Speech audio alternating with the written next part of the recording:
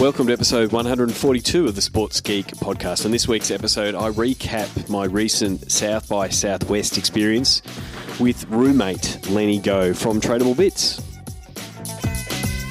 Welcome to the Sports Geek podcast, the podcast built for sports digital and sports business professionals.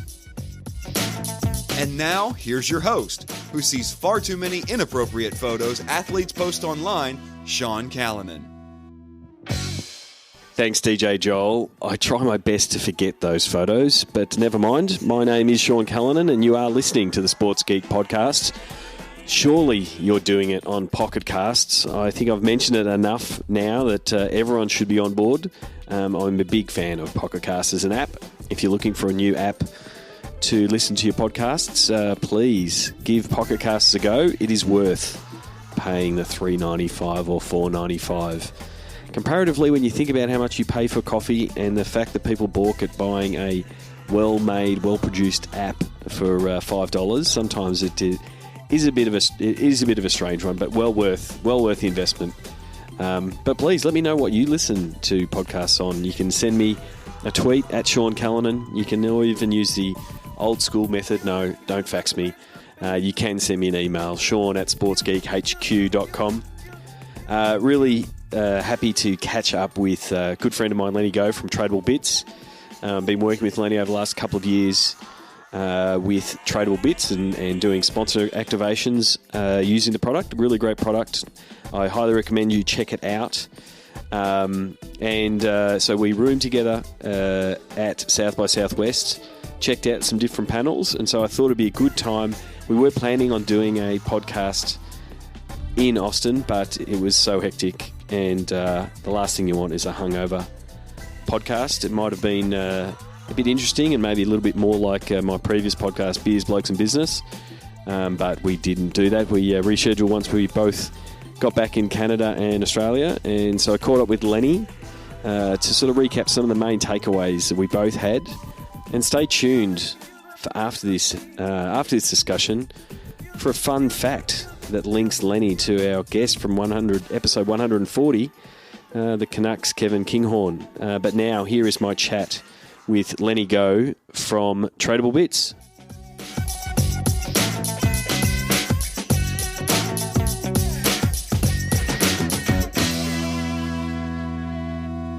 Very happy to welcome good friend of mine, Lenny Goh, Director of Business Development at Tradable Bits. Welcome to the podcast, Lenny. Thanks, Sean. Thanks for having me. Long time coming. We've been working together on a few different projects with Tradable Bits over the last couple of years, and wanted to get you on to do a bit of a recap. I did lug my podcasting equipment around the USA for 2 weeks and never once pulled it out. I tell a lie. I did take it out once. I didn't take it out. The TSA took it out. They thought it was inappropriate. They decided to unpack it. I got a full pat down. They broke the battery cover on my Zoom. So thank you very much, TSA. But that's the only time the podcasting equipment came out when I was in the US.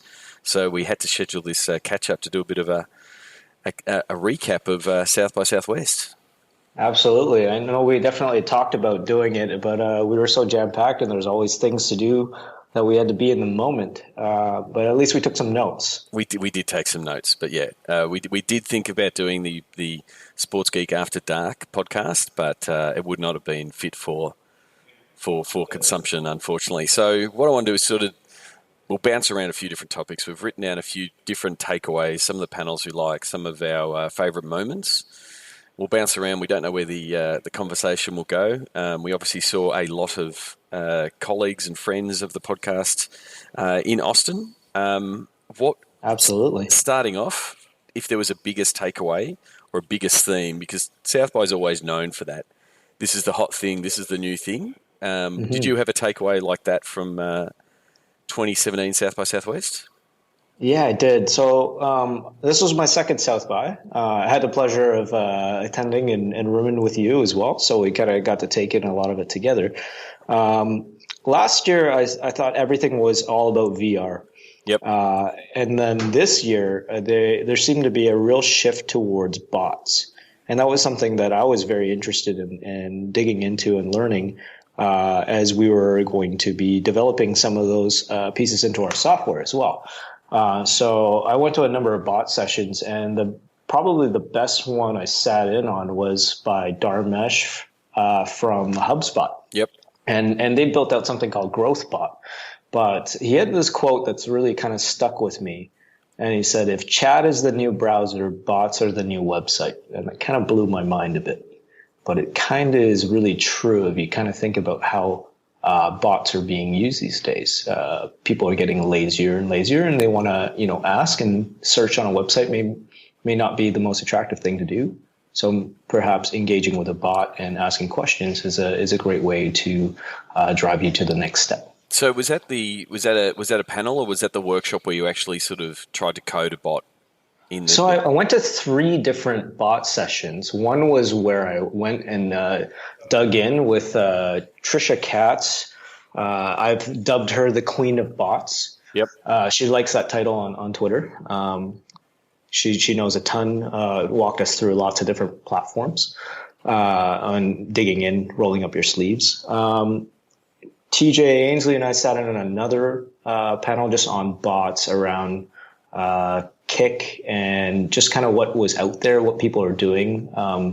It really brought up the whole concept of a new type of what I like to think is a new path for writers, which is conversational UI. Yep.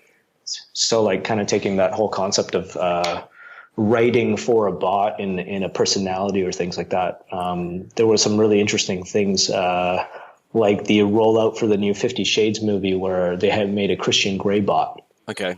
And you could talk to it and it has that voice in that way. So which is an extension of effectively what a lot of teams, and the Blazers are one, with TJ and sort of Dwayne, a bot having a personality and replying in a certain way and potentially having maybe a bit of sass, a bit of snark. So it's not just vanilla if then else replies. It sort of starts having a bit more of a personality, so there's a bit of fun to it.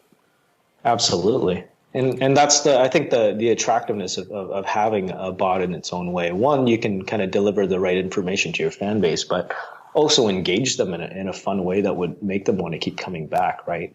I think it's as fun as having those Easter eggs in Siri where you're ask Siri what the meaning of life is, and you might answer back 42, right? Yep. That's amazing. So that's the thing. There was a fair few panels and discussion, but again, being my first South by Southwest, I'm always interested in the discussion post panels and in the hallways and late at night. And I think there was just as much buzz off the stage about bots. I think I think there's a few of the teams and a few of the people who have been on a pod that were talking about, hey, we're building a bot. We're trying to figure out what a bot looks like for a sports team.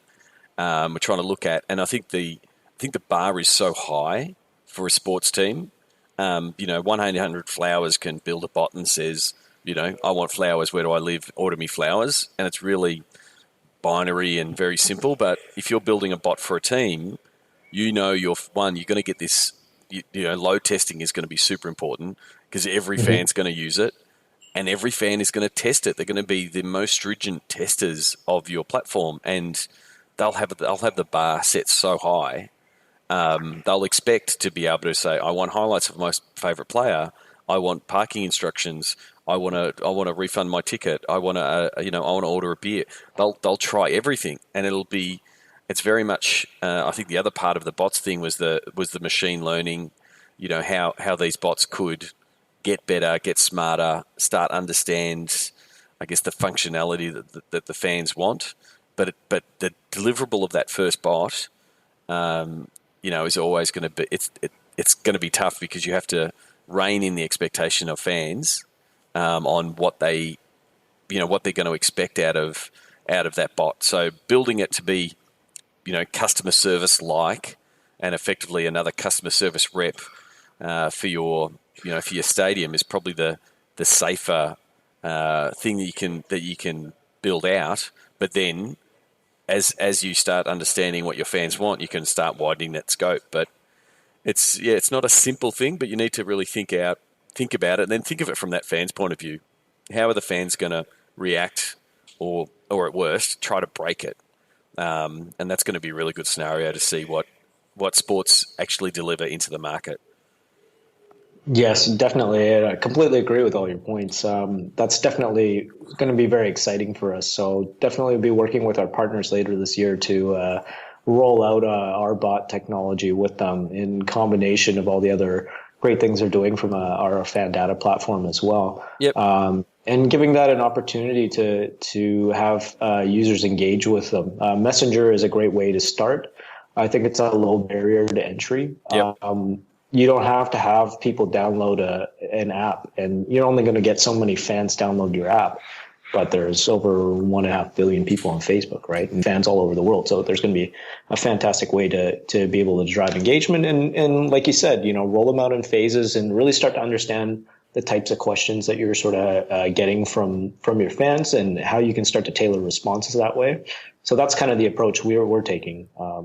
Learning what types of questions you're having, being able to train your bot, and then being able to create the right types of responses around that and be able to kick, if it doesn't understand or it needs to talk to a live person, kick it over to Slack so that you can do some responses that way. Yeah, and that's the thing. I think it is going to be the wiring and the plumbing behind the scenes to get all the different platforms working. So it's the bot and machine learning for a part of it. Then it moves into a to a live person, as well as having that broadcast element of, hey, here's our latest article, that kind of thing.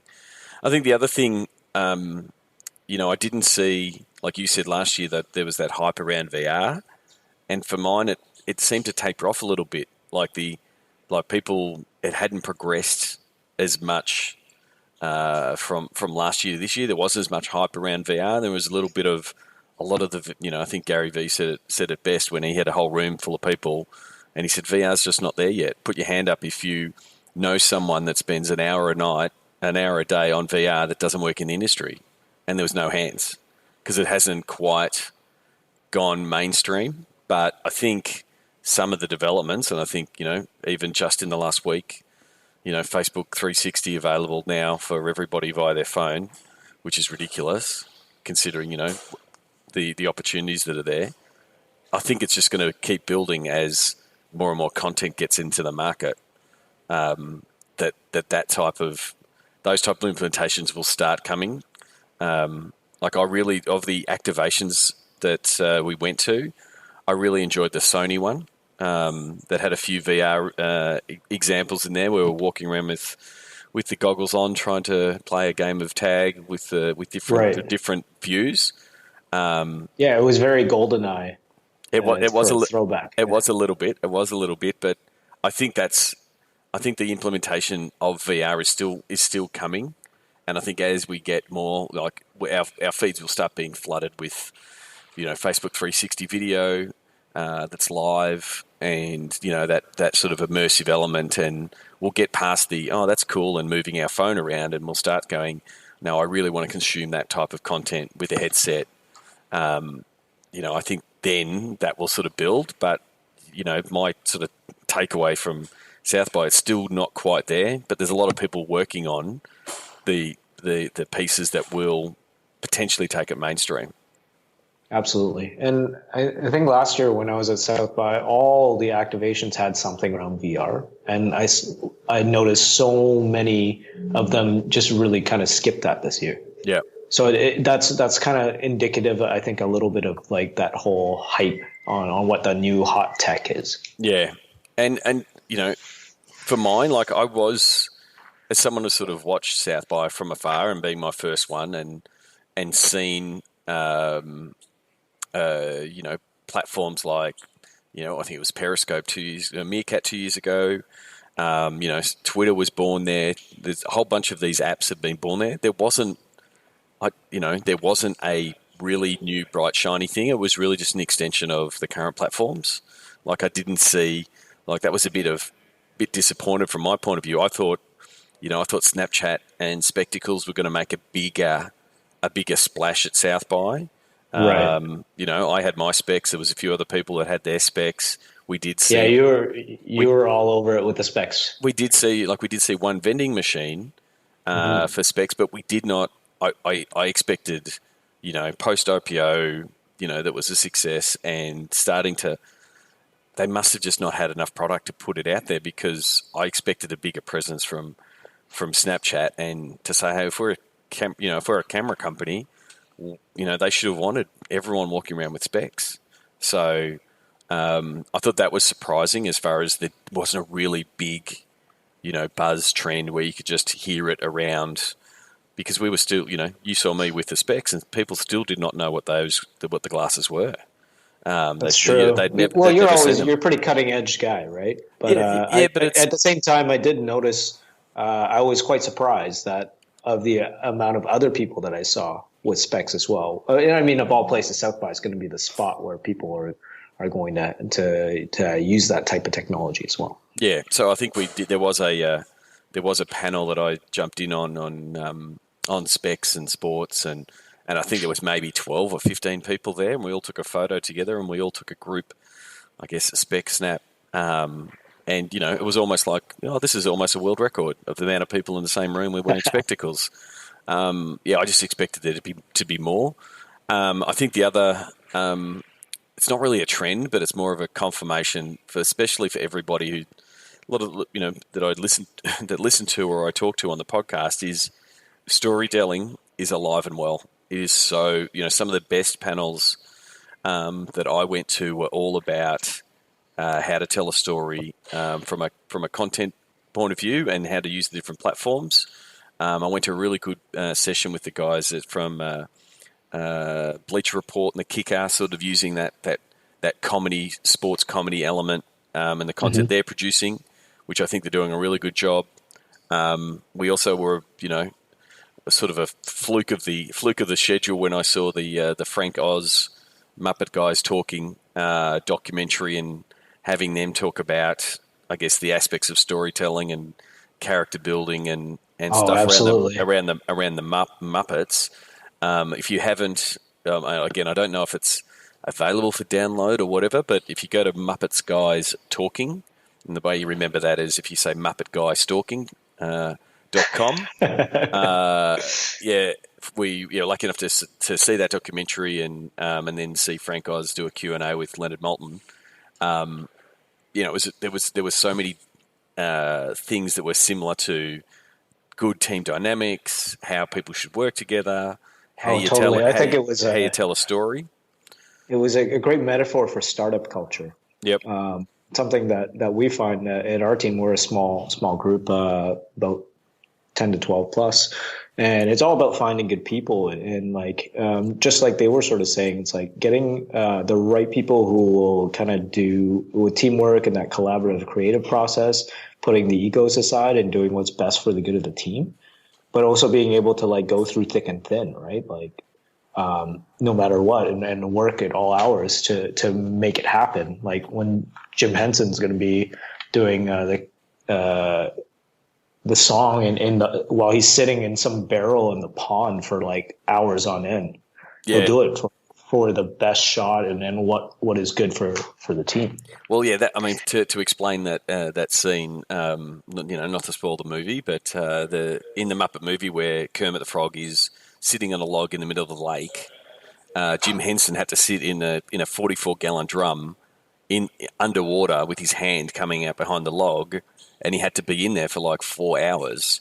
And the way Frank Oz was describing it, it's like, well, that's leadership. You can't tell your staff to work overtime and push themselves if you're not going to also put yourself in that position.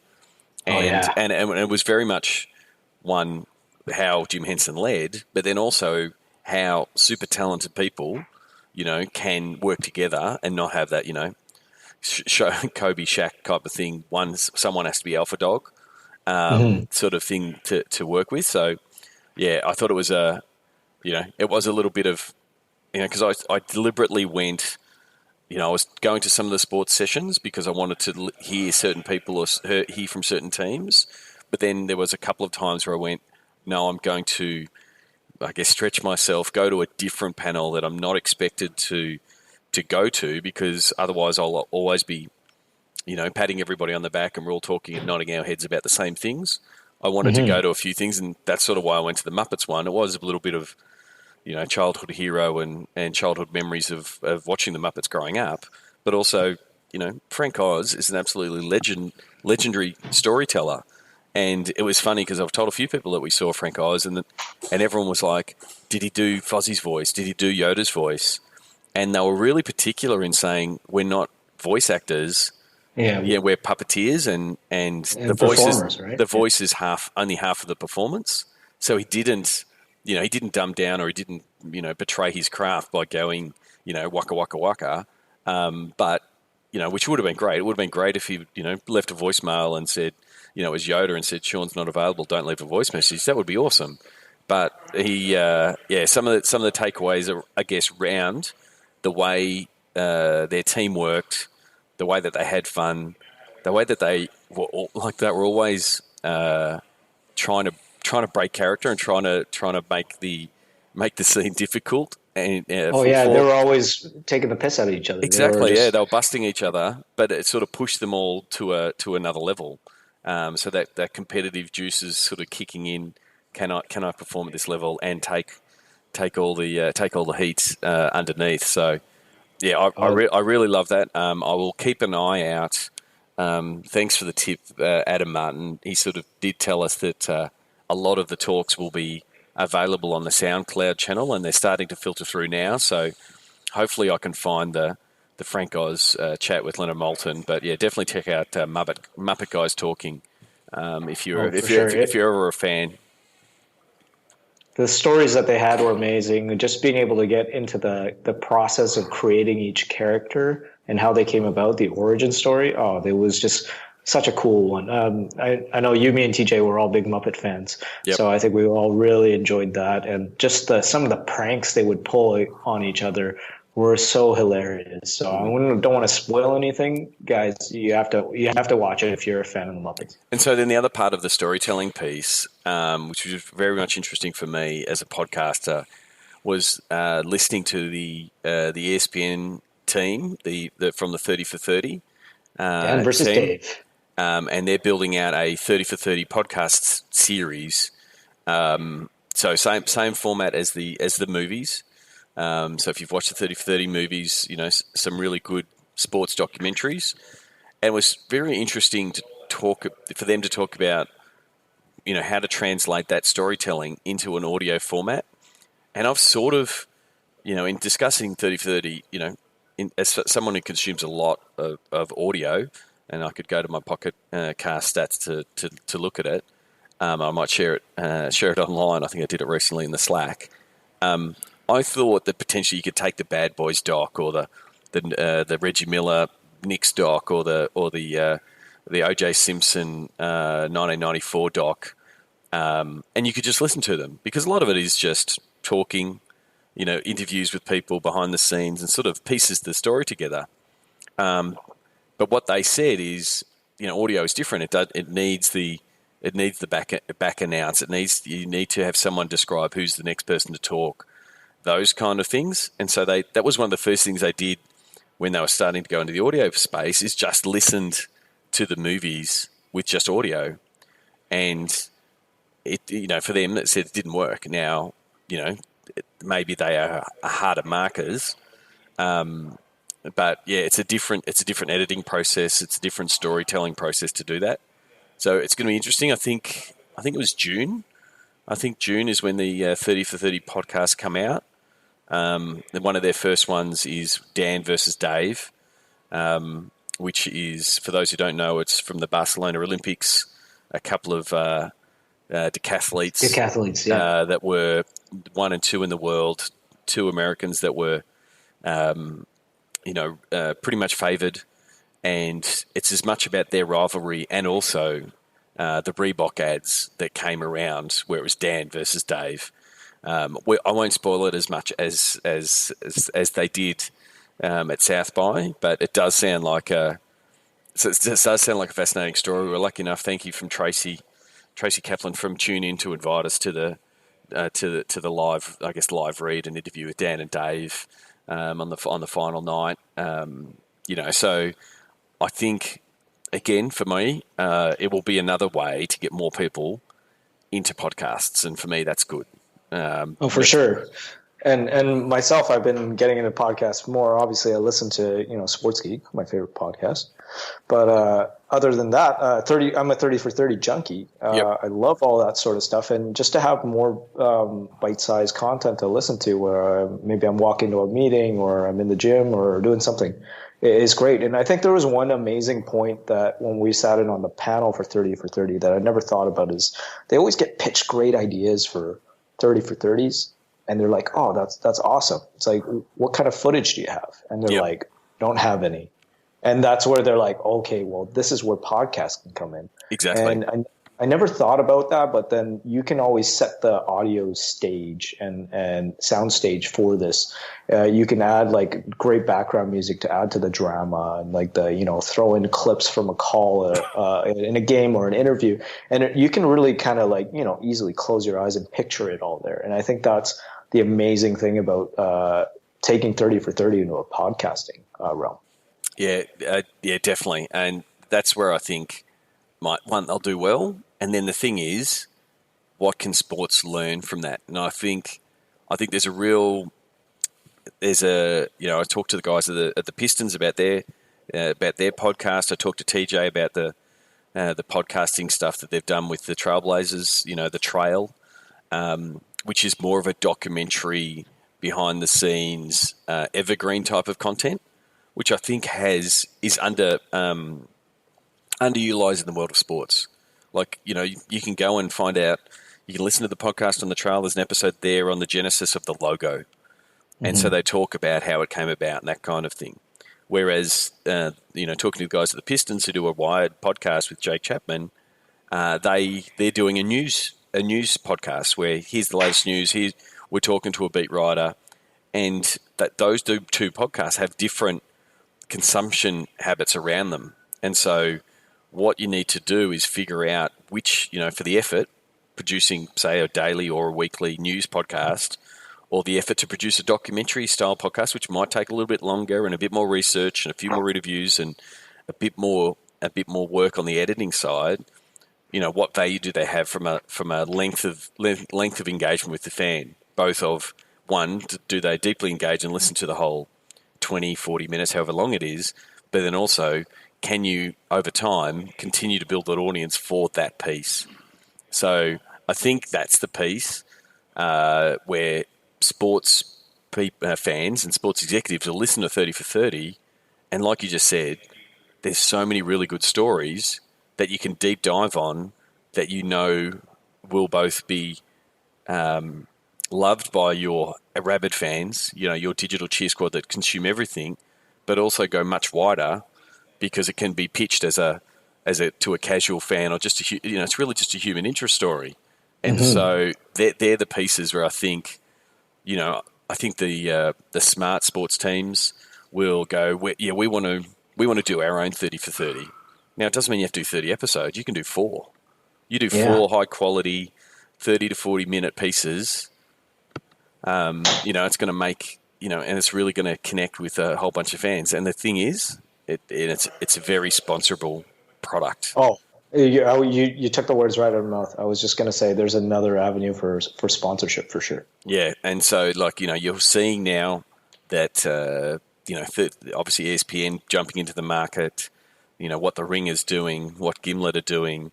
They're validating the advertising market. Yes, there's still issues around metrics and what people want, but more and more, as these type of podcasts come out, you'll have more sponsorship executives and people and partners that are listening to podcasts. So you don't have to convince them. You just it makes it a viable medium for them now. Oh, potentially. If you speak to someone who's one of your sponsors and they're a podcast fan, it's not that hard to say, oh, do you want to sponsor our podcast? We're doing this. So I think that's still a real big opportunity, and I'm really excited about what ESPN are going to do in the space. Absolutely. One of the other huge takeaways for me, shifting gears, is esports. Yep. I think we both sat in on this amazing panel tied to esports and stadiums, the stadium of the future.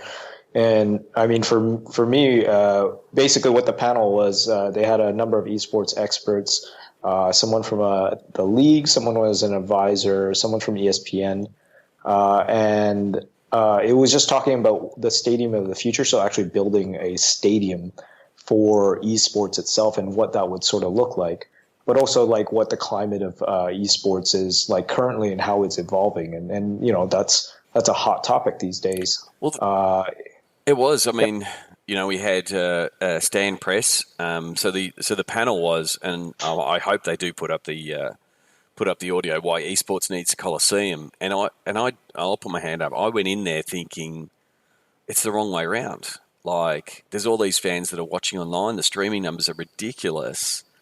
I don't think esports needs to take its eye off the golden goose, so to speak, to go, we need to be in stadiums. I think there's a bit of an and or, not a. So this is a both, not at all. It was interesting to hear Wim Stocks from World Gaming. He was sort of in that sort of case as well, to go, we've got it pretty good so far. Stadiums aren't the be all and end all, but listening to, I'm going to mark up his name, Brian Marakian, I think, from Populous. So Populous build stadiums, but they were talking about doing, building esports specific stadiums, which, I just did not think, is required. But they were talking about having seats with haptic feedback. So you're sitting there and you're feeling the gunshots or the parts of the game as they're happening on the big screen. I love to talk about personalization and things too, like when you're walking into the stadium and it recognizes you and there's hello in your gamer handle or things like that. Those kind of blew my mind. But I think the cool thing about it is they were talking about it in, this could be a decade from now rather than this needs to be done tomorrow. Yeah, so it kind of opened up the idea of like, this is what the future for esports could be like. Well, that's the thing. So, at the moment, I think they did play their World Championships, and I'm sure Tom Halls will correct me in the Sports Biz Slack if I get this wrong. I think they played it at Staples last year, and it was full. And, so they're gonna play in traditional stadiums because that's what's there. And you're right, in 5 or 10 years, as these leagues develop, they'll figure out where they're best placed. I think Wim was talking about that they're rolling out and doing a lot of events in cinemas, and that's working. That's right. And that's working for now. So it's a matter of finding, I guess, what that what that piece is. Yeah, in Canada they have a Cineplex. It's this big movie theater group, and a big part of every time you go into the preview for movies and stuff like that, they're plugging a lot of the gaming tournaments that they're doing, and I think that's a good space for them right now as they're starting to grow, because they don't have to fill gigantic stadium or place. It's a good spot, gigantic screens, and they're getting the turnout for that. So doing tournaments all the way across Canada in the movie theaters is a great way for them to get going. But the other thing is, from a, how do we monetize our fan base? That's why events are very appealing for esports. Because if the appetite is there to go watch the games, that's why it is appealing to have more events. So it'll be interesting to see how it develops. It's not, you're right. It's not in the next year and a half we'll start seeing stadiums that are specific for esports popping up. But what we'll see is stadiums starting to morph to be more esports friendly, and just standard stadiums building out and running more esports events, and starting to figure out what the fan base is like, how they interact, what they're like in real life. Like, I think that's what a few stadium operators will find out over the next couple of years. And then I think, firms like Populous will be building out a stadium of sorts that has more of an esports focus. Absolutely. And, I wouldn't be surprised if something like that shows up on a large gaming producer's campus or something like that. Yeah, no, exactly. I mean, that's pretty much how it's going to happen. And the good thing is, now, thanks to AP Style Guide, we now know how to spell esports. It's just, it's lowercase e, lowercase s.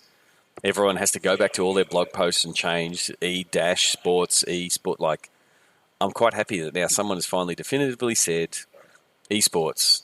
It's just a word, no capital S. Please move on, nothing to see here. So Just to touch on the last thing on esports is the thing that was a really cool takeaway for me, and I think I went up and asked this question, is just talking about the true equality in esports. So the concept of being able to have a true co-ed team in men and women playing on a level playing field.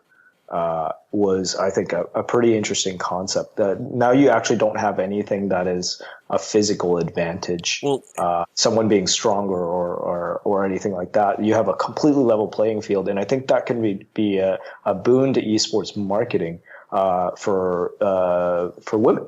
yeah, and that's the thing. Like, it was almost like, I remember you asked the question. It was almost like, oh yeah, it's not an issue because everyone's a gamer. Like Yeah. it's not something they've ever addressed because everyone's effectively anonymous. They have their gamer handle. The gamer handle doesn't have a pink dress on it or a blue mark against it to say you're a male or female. They're just gamers, and so it's a bit of, you're playing against someone and then you find out that it's a woman. It doesn't matter. So yeah, I think it is unique. As much as we're seeing a whole bunch of development in women's sport, especially over here in Australia with a lot of leagues popping up. It is an advantage for esports, both from a player point of view, but then also from a fan and a consumer point of view, that it doesn't potentially matter, and it's not something they're trying to address. So they're automatically presenting their product to 100% of the market. They're not having to tweak it, to have a particular round where all the players wear pink or things like that say, oh, now we're ticking that box from a quality and diversity point of view. They've sort of just got that straight out of the gate. Yeah, I love it. I think that's such a cool thing about esports. I think the other thing, one of the other takeaways is, and it's funny because I can't remember. I had someone, apologies for not remembering the name. I will find it. Now I've got to go find it. I had someone who emailed me recently, and I'm going to, if I try, I know the name, it's on the tip of my tongue, but I don't want to get it wrong. But he was talking about how Corny. There it goes. It was Corny. He emailed me and said, I'm listening to the podcast, but I don't have the scale. Like, he's in Estonian football. I can't do all the things that other teams are doing and the guests that you're talking about. And my reply, and it was pretty much played out in South by Southwest, scale and the ability to tackle things is completely relative.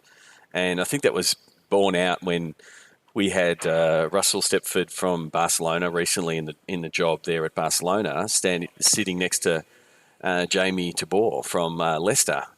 And, both had a lot of success in the last 12 months. And I think Russell was talking about the size of the digital team for Barcelona. And he said, I think someone asked, what's the size of your team? And he said 75 people. And Jamie, quickly quipped, that's how many people, that's the total amount of people who work at Leicester almost.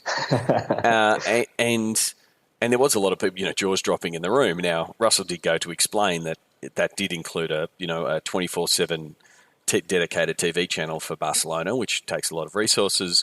And they're effectively sporting 14 teams across multiple sports, such as the Barca brand. So it's not a small undertaking when you put it like that.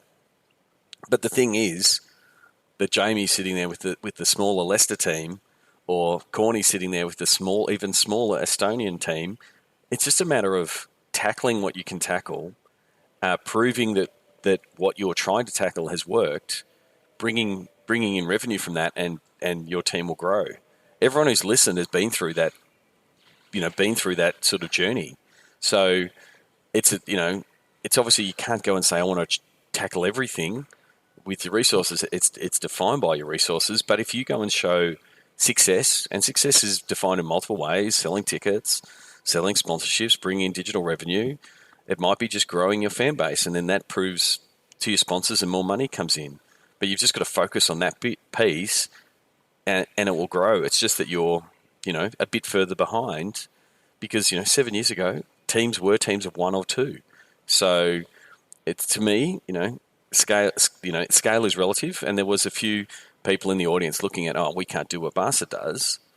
because they're so big, and they sort of had a similar sort of, I guess, shrugging of the shoulders. Oh, we can't do that. And it's like my philosophy is, of course, you can do it. You can tackle as much as you want and grow. It's sitting there in front of you. So that's always been one of my takeaways. It's something I always try to relate. This is what Barcelona do. This is what Arsenal do.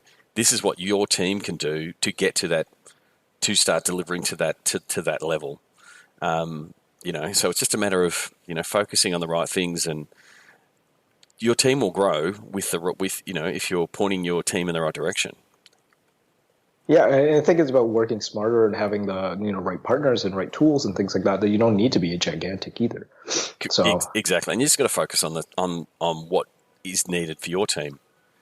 So that Barca is a super unique example.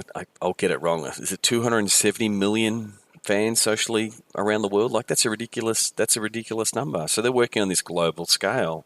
Whereas from your point of view, whether you're an NBA team, an NFL team, or a football team in Estonia, you've got to focus on what you need to do. And if it's, hey, we're going to get people into the stadium, that's your focus. That's your sole focus. And if you can get that box ticked, then away you go. Was there any other panels or speakers or anything that I guess took your fancy that you enjoyed?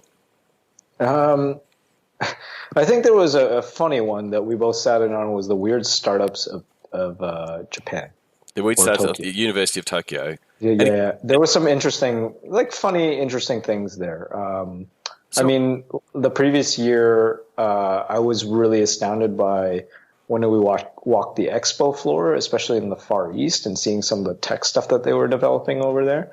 It was just kind of wild, something like I never would have dreamed of. And I think we saw some interesting ones there, like the guy who had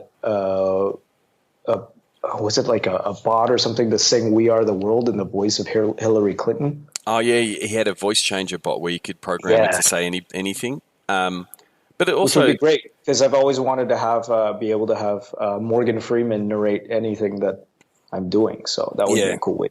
So, but the thing is, a lot of them they weren't just, hey, let's just do silly things. Like they pretty much said University of Tokyo is one of the leaders in the world in robotics, because the Japanese population is aging, and if they don't get robots working, they'll have a whole bunch of people that can't function because they need help in just their daily lives.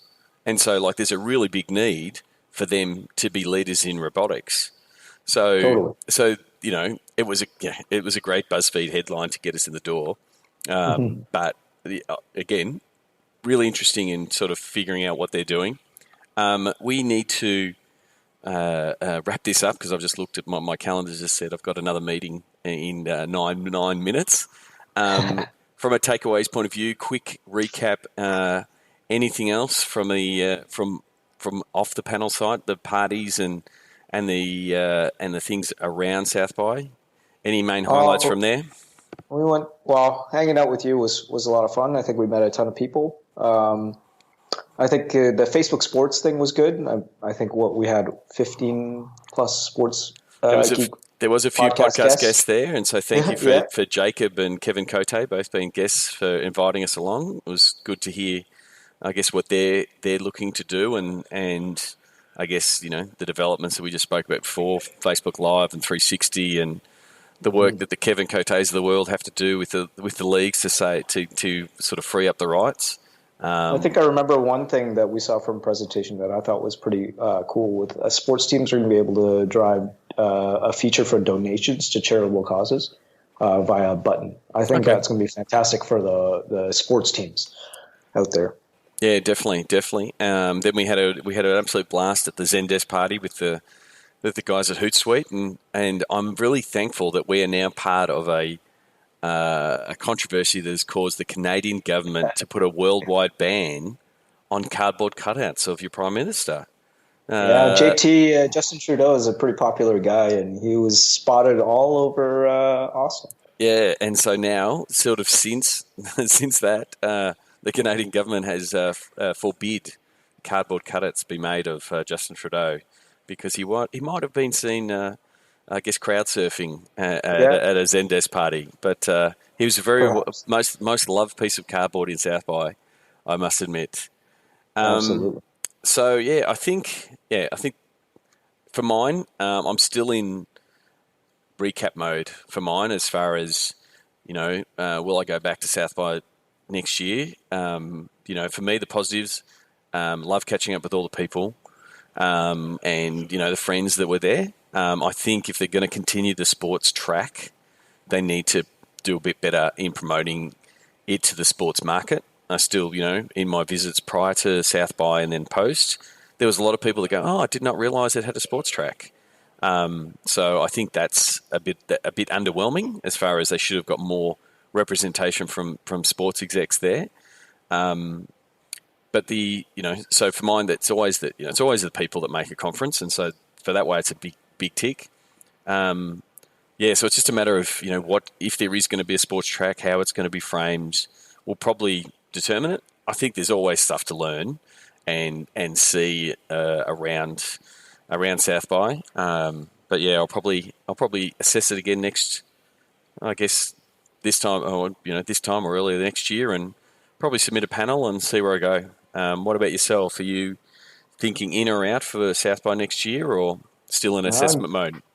Assessing, but I always find a good place at South by, just in general, because of our technology, and that we touch many other areas aside from sports. Perhaps we'll be delving more into the music side next year, since that's a big part of our business as well. So, which will be great to catch a little bit more concerts and stuff like that too, as an added bonus. Definitely. So before we close things off, I've got the Sports Geek closing 5. Do you remember? Let's do it. Do you remember the first sports event you ever attended? Yeah, I think it was 1990, Canucks versus Winnipeg Jets, Pacific Coliseum. Okay. I think it was 4-2, but I don't remember who. Okay. All right. All I remember is that I got a Canucks puck out of it. I was a pretty happy little kid. Oh, very awesome. And your favorite food to consume at a sports event? I'm pretty Canadian, so shout out to BC Place and my Vancouver Whitecaps, the short rib poutine. Oh my goodness! All right, I'll have to take your word for that. I'm still not convinced of poutine, but I'll leave that with you. So, what's the first app you open in the morning? Right now, I'm opening my fantasy sports hockey pool because I'm in playoffs. But otherwise, don't talk to me about fantasy sports. My fantasy, I've led the league. I'm 12 games in front in first place, and my team is in a tanking injury nightmare. Oh no! Kevin Durant out. Reggie Jackson being sat because the Pistons are falling like crazy. It's been a nightmare. I've literally led the league from go to woe, and I'm going to fall over in the last week. So anyway, I don't sound bitter, do I? No, not at all. So if it's not fantasy sports, what would be the app that you would be opening? It's either Reddit or my Gmail or calendar. Okay. Yeah. And is there someone that the Sports Geek podcast listeners should be following, and why? Well, obviously yourself. Well, if they're listening now, then they probably are. So that's a given. But that was not paid for or endorsed by me. No. Can you nominate someone else?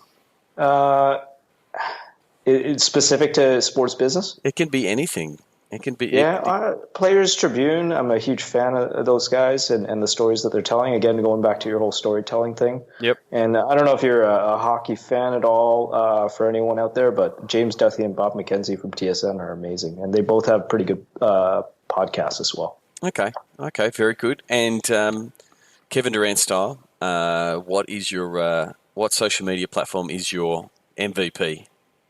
From the business side, definitely Facebook. Which basically Facebook is Instagram, so tying those things together. Yep. For me personally, Reddit and Twitter, mostly because GIFs make me funnier. So they do. You're pretty funny in real life, but you're much funnier with GIFs. Yeah, absolutely. So thank you very much for putting up with me while we're away. You're a terrific roommate. Where can, other than people talking to you in the Sports Biz Slack, because you're an active member of the Sports Biz Slack community, where else can people find you? So they can find me on Twitter at Lenny Goh, LennyGoh. That's probably a great place to hit me up. Yep, so hit up Lenny either on Twitter, hit him up on LinkedIn, or send him a message on Slack. Definitely talk to Lenny about Tradable Bits. We've had a lot of success using Tradable Bits around engaging fans and just getting more data out of fans, and then pivoting that data into the ads part of it, which is what you were just saying there before about Facebook being the MVP, and you've made a really good product that is built on that ad tech and that network that Facebook is building out. And so that, to me, that's the advantage. Absolutely. Fan data for personalization. That is the ultimate. And I think everybody wants a piece of that these days. So thank you very much for coming on the show. I'm sure we'll talk soon, either in Skype or in Slack. And thanks for coming on the podcast, and thanks for your time at South by. Thanks, Sean. It's been a pleasure. Sign up for Sports Geek News at sportsgeekhq.com/sign up now. Thanks again to Lenny Goh. Please send him a gift. Send him a gift. Actually, you can send him a gift, but send him a GIF. I'm not going to call it GIF. It's a GIF. Send him a GIF via Twitter at Lenny Goh to show that you listen to the podcasts. I'm sure Lenny will be more than happy to reply with an appropriate GIF in return. That fun fact that I promised you that we didn't actually get to in the podcast: how is Lenny connected to Kevin Kinghorn? Oh well, during the 2011 playoff run, Lenny actually worked with Kevin as a web intern through that playoffs. So there you go. It is a very small world, and you know what makes that world a little bit smaller? The Sports Biz Slack community. We're just flying past 850 on the roadmap for 1,000. So please, if you have a colleague that wants to join and you're in there, please send them to sportsgeekhq.com/Slack. If you're not in there, please sign up now. Terrific discussion being had across multiple channels. And it was also one of the takeaways for me from South by Southwest was meeting people in real life from the Sports Biz Slack. And that's the awesomeness of the Sports Biz Slack. It sort of feels a little bit like early Twitter, way back when in 2009, 2010, you knew everybody on Twitter and you would converse with them and meet them in person and feel like you know them. Now Twitter has a bit too much noise. I think there's a bit of that in the Sports Biz Slack. So if you want to connect with some really smart people, including people like Lenny and a lot of former guests of the podcast like Kevin and Mac on previous episodes, they're all in there. Guys like TJ Ansley from the Portland Trailblazers as well. They're all part of the Sports Biz Slack. So get involved. If you've got a question for me, I'm more likely to answer it there than I am if it comes through on a Twitter DM, which I rarely check because there's so much spam in there. But I did have a question for this podcast, and it sort of came out of my discussion with Lenny around bots, and it was one of the trends at South by Southwest where there was a few, if it wasn't really, there was a few panels and things on it, but it was also just the buzz in the hallways around talking to different teams that are developing their own bots. Do you have your own bot strategy? Are you looking at the different tools and techniques and frameworks that are out there? What do you want your bot to deliver? Is it a one bot fits all? Is it different bots? If you want to discuss it, please, more than happy to take some time and have a call with you. How do you book a call with me? You can simply go to sportsgeekhq.com/phone call and book in a time. I'm more than happy to talk to people who are listening to the podcast, because I very much appreciate your listenership. So until next episode, either drop me a line via that, send me a message on the Sports Biz Slack, or use that old-fashioned method of sending me an email, sean@sportsgeekhq.com. Until next episode, my name is Sean Callanan, and you've been listening to the Sports Geek Podcast. Like the Sports Geek Podcast? Find us on facebook.com/sportsgeek. Check out which teams work with SportsGeek at sportsgeekhq.com/clients. Please leave a review on iTunes. Go to sportsgeekhq.com/iTunes. Thanks for listening to the Sports Geek Podcast.